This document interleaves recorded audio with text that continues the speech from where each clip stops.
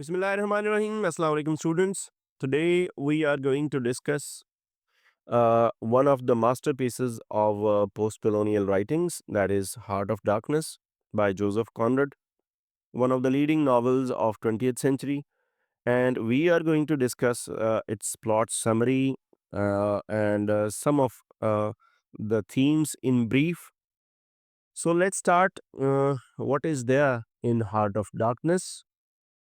इसके बारे में एक चीज़ तो तय है कि ये एक 20th सेंचुरी के उन नॉवेल्स में शुमार होता है कि जो पोस्ट कलोनियल राइटिंग में अपना एक मकाम रखते हैं। जोसेफ कॉनरड का शुमार भी उन राइटर्स में होता है कि जिन्होंने पोस्ट कलोनियल राइटिंग में अपना एक मकाम बनाया और पोस्ट कलोनियल जो एरियाज़ हैं उनमें जो कॉलोनाइजर्स हैं उनकी जो जुल्म और ज़्यादती और जो एक्सप्लॉयटेशन उसको हाईलाइट किया। So heart of darkness by Joseph Conrad is divided into 3 parts. अगर हम इस नावल की बात करें तो this novel structurally is divided into 3 parts, each marking a significant phase in Marlow's journey into the Congo and his encounter with Kurds. So there are two names as major characters. इसमें एक character है Marlowe and second is Kurds. Remember, Marlowe and Kurds both belong to Europe. Marlowe जो है वो इसका narrator भी है, वो एक कैरेक्टर भी है, वो एक mouthpiece of the author भी है। कर्ट्स जो है he is the symbol of civilization, western civilization, symbol of white people, symbol of colonizer. दोनों का ताल्लुक यूरोप से है। एक जो है वो एक अनसिविलाइज्ड इलाके में कॉलोनाइज्ड इलाके में जाता है, वहाँ जाके करप्ट हो जाता है, और दूसरा जो है वो जाके उसको सेव करके उसको रेस्क्यू करके वापस लाने की कोशिश करता है। तो एक्चुअली कर्ट्स जो है ये वो कैरेक्टर है जो ऑलरेडी जा चुका है। हम बात कर रहे हैं इस नॉवल में अफ्रीकन कॉन्टिनेंट के एक मुल्क कॉन्गो की। आप अगर कॉन्गो को मैप में देखेंगे तो आपको इसकी लोकेशन क्लियर हो जाएगी। कॉन्गो एक बड़ा अंडर डेवलप्ड कंट्री है इवन आज भी, और ये जो कहानी है ये तकरीबन आज से 100 साल पहले की है, 100 साल से भी ज़्यादा पुरानी है। तो कर्ट्स वो कैरेक्टर है जो ऑलरेडी जिसको भेजा गया लोगों को वहाँ के जो नेटिव्स हैं उनको सिविलाइज करने के लिए। He went there, so instead of civilizing the people he himself became a demigod। दूसरी तरफ ये जब वहाँ जाता है तो फिर वहाँ जाके ये आइवरी कलेक्शन में बिजी हो जाता है, बजाय अपना काम करने के ये उनको स्लेव्स बनाना शुरू कर देते हैं। दूसरी तरफ एक और कैरेक्टर है मार्लो, जिसको जॉब मिलती है, और जॉब मिलने के बाद इसको एक स्टीमर बोट पे जॉब मिलती है, और इसको फिर ये एक ज़िम्मे ये असाइनमेंट लगाई जाती है कि कर्ट्स को वापस लाना है, जिसके बारे में ये पता चला कि एक लंबे स्टे के बाद वो वहाँ पर काफ़ी ज़्यादा सीरियसली बीमार हो चुके हैं। So let's proceed in our plot.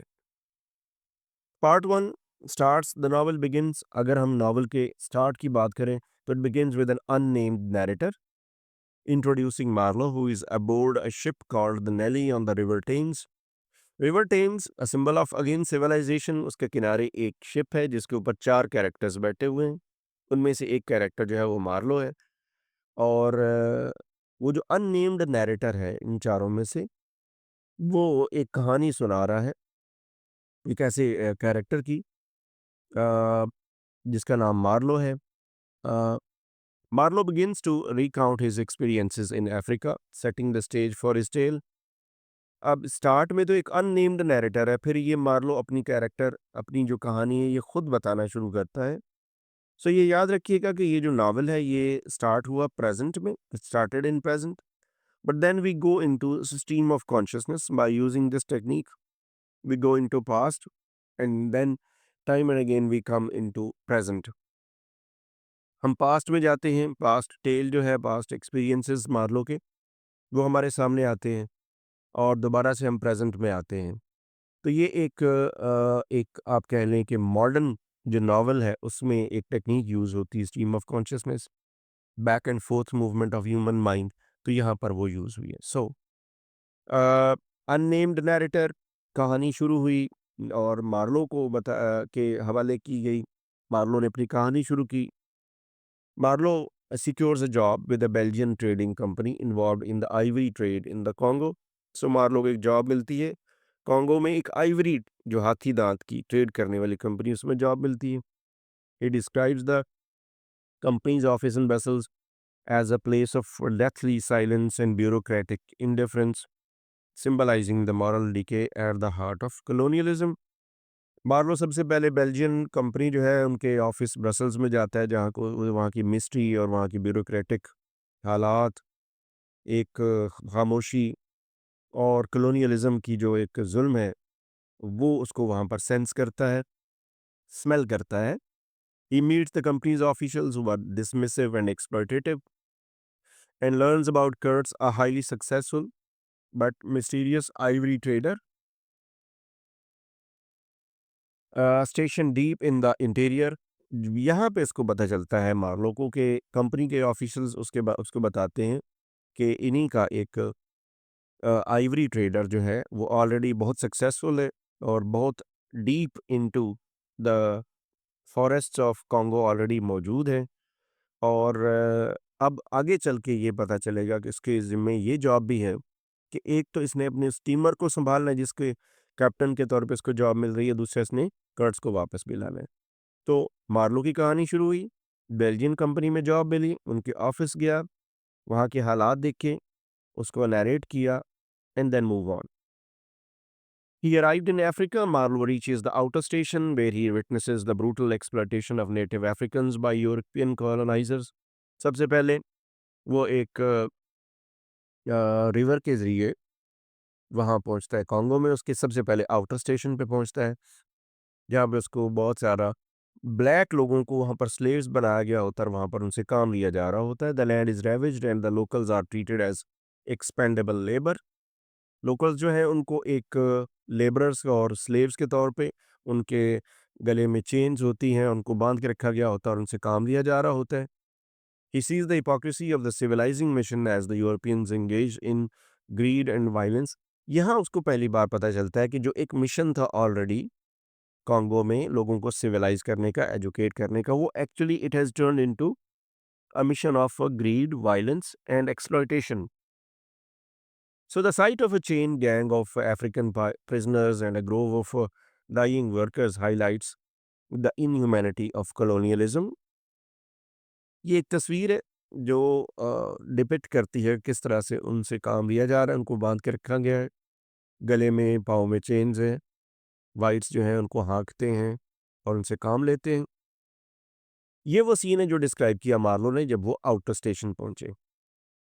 अब आउटर स्टेशन से वो आगे सेंट्रल स्टेशन और फिर इनर स्टेशन तक पहुंचेंगे. सो डियर स्टूडेंट्स, ये याद रखिएगा कि मार्लो का जो ये सफ़र है, journey, it starts from Belgian company's office from Brussels Brussels to, जब ये कॉन्गो पहुंचते तो सबसे पहले आउटर स्टेशन जिसके बारे में बताया, आउटर स्टेशन पे जो हालात देखे, फिर आगे इनका जर्नी जारी रहेगा central station and then inner station. So central station की तरफ इनका सफ़र जारी रहा.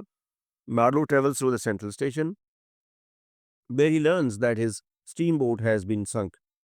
वहाँ इनको ये पता चला कि इनकी जो स्टीम बोट जिसके ऊपर इनकी जॉब मिली है वो ऑलरेडी डूब चुकी है, पानी के अंदर धंसी हुई है. He spends months repairing it. उसको काफ़ी महीने लग गए उसको रिपेयर करने में. All while hearing rumours about Kurtz who is revered for his ability to procure ivory but also feared for his growing influence over the natives.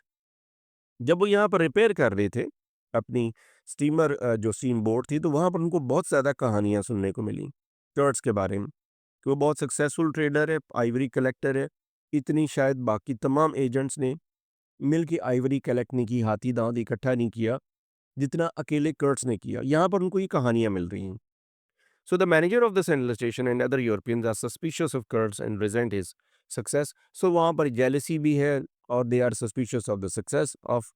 So वहाँ का जो मैनेजर है सेंट्रल स्टेशन का, वो और जो बाकी यूरोपियंस हैं वो थोड़े जेलस भी हैं और थोड़े सस्पिशियस भी हैं कर्ट्स के बारे में, उसकी सक्सेस के बारे में.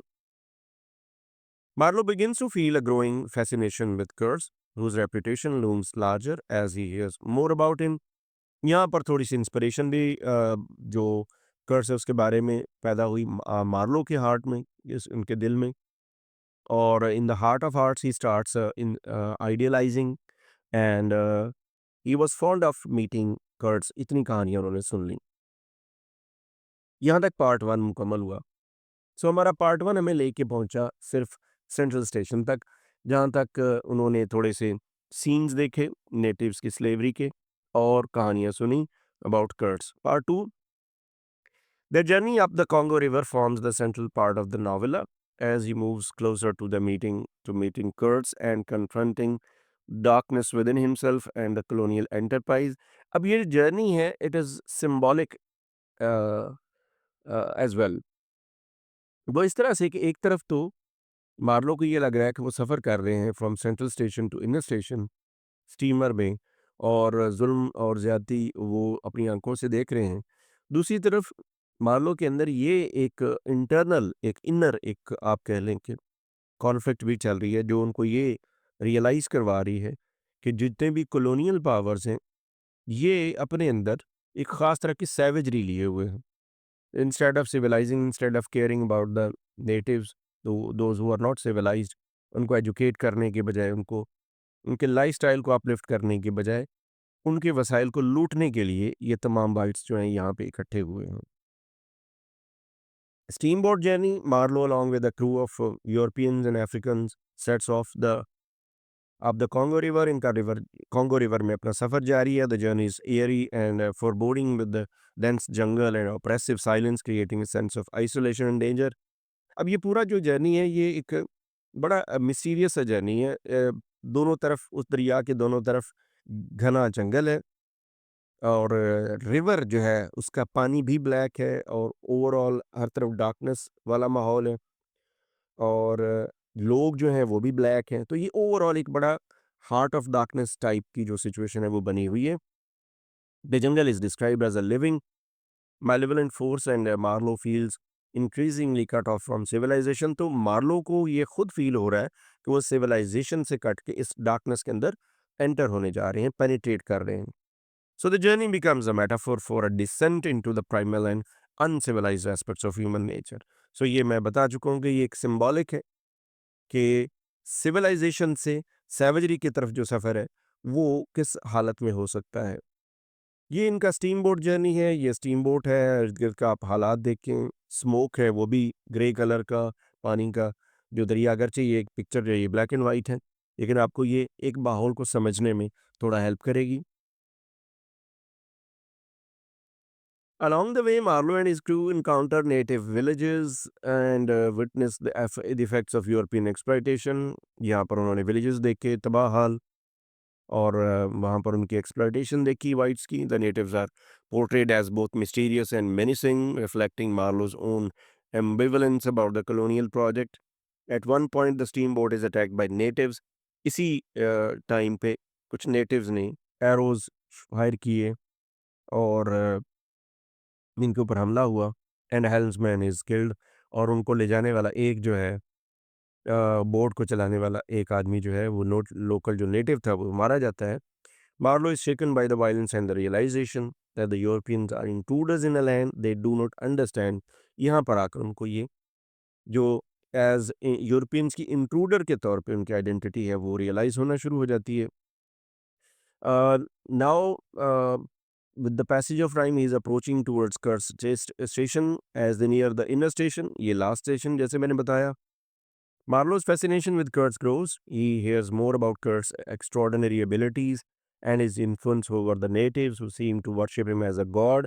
अब यहाँ मैं बता दूं कि जो कर्ट्स है उसने लोगों को गुलाम बना लिया, लोगों को स्लेव्स बनाया, चार्म किया, मेंटली उनको अपना स्लेव्स बनाया।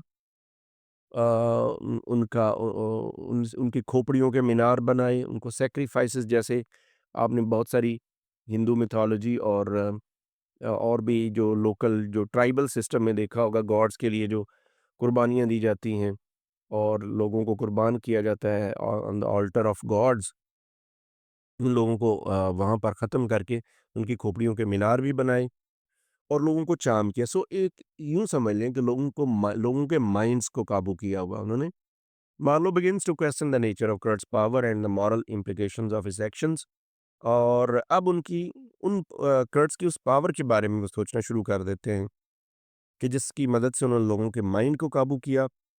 और ये भी सोचता है मार्लो कि किस तरह से ये जितने भी एक्शंस हैं, क्या ये जस्टिफाइड हैं?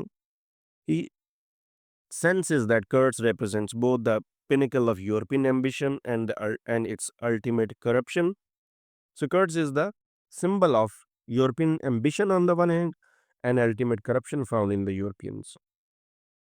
यहाँ हमारा पार्ट 2 खत्म हुआ और पार्ट 3 स्टार्ट होता है। The final part of the novella focuses on Marlow's meeting with Kurtz, his confrontation with the darkness within human nature, and his return to Europe.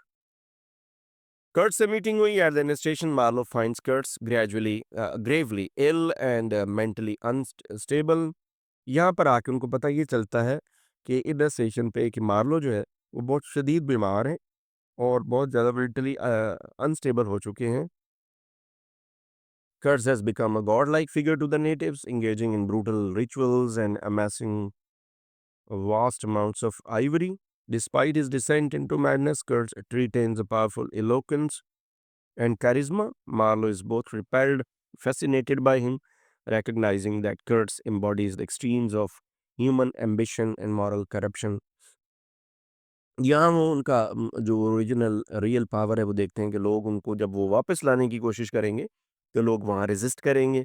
Brutal rituals वहाँ introduce करवाई हैं, लोगों से हाथी जो हैं वो ख़त्म करवाए और उनका जो दांत हैं, जो आइवरी है वो कलेक्ट की और वापस भेजी और उससे पैसा कमाया, पावर गेन की। ये सब कुछ उन्होंने अपनी आंखों से देखा।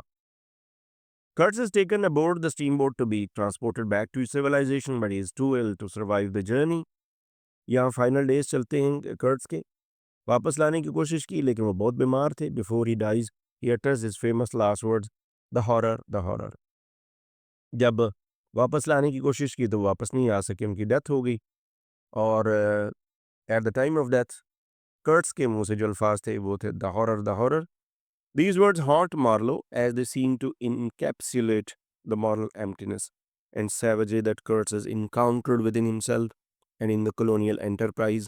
अब मार्लो के माइंड में, मार्लो के ईयर्स में these words resound, क्योंकि ये दो चीज़ों को रिप्रेजेंट करते। एक वो करप्शन, मॉरल करप्शन जो कर्ट्स के ज़रिए यूरोप ने वहाँ दिखाई, लोगों के वसाइल लूटे, वापस कॉलोनाइजर्स ने अपने मुल्क में भेजा, वो पैसा, वो आइवरी, वो वसाइल, वो जितने रिसोर्सेज थे।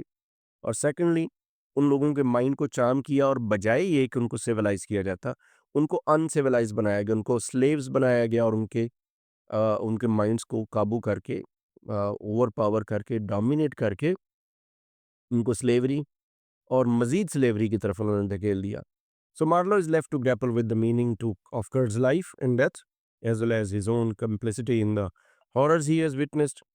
अब मार्लो के पास जो है वो एंड पे सिवाय एक पछतावे के और एक कॉन्फ्लिक्ट के और कुछ नहीं, जिसमें वो ये फेस कर रहे हैं कि एक तरफ तुमने कर्ट्स की लाइफ जो सक्सेसफुल थी वो भी देखी, उनकी डेथ्स जो बुरे हालात में हुई वो भी देखी, और दूसरी तरफ वो अपने अंदर भी झांक के ये देख रहे हैं कि एज ए यूरोपियन वो कितने ज़्यादा रिस्पॉन्सिबल हैं इस तमाम करप्शन के। ये एक सीन है हॉरर हॉरर का। यहाँ पर ये एक ख्याली, एक imaginative scene. And now Marlowe returns to Europe, disillusioned and deeply affected by his experiences. He visits Kurt's fiancée. अब जब वो वापस आते हैं तो कर्ट्स की फियांसी से मिलते हैं, known as the intended, who idealizes Kurtz as a noble and heroic figure, जो उसको आइडियलाइज कर रही होती है। Marlowe lies to her, telling her that Kurt's last words were her name, sparing her the truth of his descent into darkness. यहाँ पर Marlowe जो है वो कर्ट्स के लास्ट वर्ड को चेंज करके बताते हैं कि आखिर में उन्होंने अपनी मंगेतर का नाम दिया बजाय हॉरर हॉरर बताने के, ताकि उनका जो थोड़ा बहुत उनका कैरेक्टर, उनके माइंड में जो आइडियलाइजेशन उस लड़की के माइंड में है वो तब्दील ना हो। This act of deception highlights the difficulty of confronting the harsh realities of human nature and the moral compromises that come with it. तो यहाँ पर वो उनको थोड़ा सा कॉम्प्रोमाइज़ करना पड़ा, अपनी सिविलाइजेशन को इंटैक्ट रखना पड़ा, ताकि उस सिविलाइजेशन को इतना ब्रूटल ना दिखाया जा सके। सो यूरोप वो वापस आई। यहाँ पर कहानी ख़त्म होती है और यहाँ there is a brief introduction to the themes and symbols of each part. Part 1 comes up, it introduces the hypocrisy and exploitation of colonialism, symbolized by the company's office and the outer station. Marlowe's initial fascination with Kurtz begins. Part 2 comes up and it explores the journey into the heart of darkness, both literal and metaphorical. The jungle symbolizes the primal and uncivilized aspects of human nature, while Kurtz represents the extremes of ambition and corruption. And last, part 3, it confronts the moral and psychological consequences of colonialism and human ambition. Kurt's final words in Marlowe's lie to the intended highlight the difficulty of reconciling the darkness within humanity. Finally, Heart of Darkness is a complex and layered novella that uses Marlowe's journey as a framework to explore profound themes of colonialism, human nature, and the limits of civilization. Each part of the story builds toward a chilling revelation about the darkness that lies at the heart of humanity, making it a timeless and thought provoking work. So, finally, we may conclude that this novel can be dealt on two levels. One, Heart of Darkness as Africa, which is the heart of Congo, as the heart of Africa, which is dark, which is uncivilized. And on second level, we can discuss heart of darkness as the human heart, which is full of darkness, darkness of corruption, moral corruption, financial corruption, savagery, uncivilization, and colonization. So here ends today's lecture. इससे related कोई question, कोई comment करना चाहें ज़रूर करें। हमने इसमें सिर्फ एक ब्रीफली इसका प्लॉट डिस्कस किया। इंशाल्लाह नेक्स्ट वीडियो में हम इसके जो थीम्स हैं उसको ज़्यादा डिटेल्स में डिस्कस करेंगे। कोई कमेंट करना चाहें, क्वेश्चन करें, you are free to comment and question. Thanks for watching.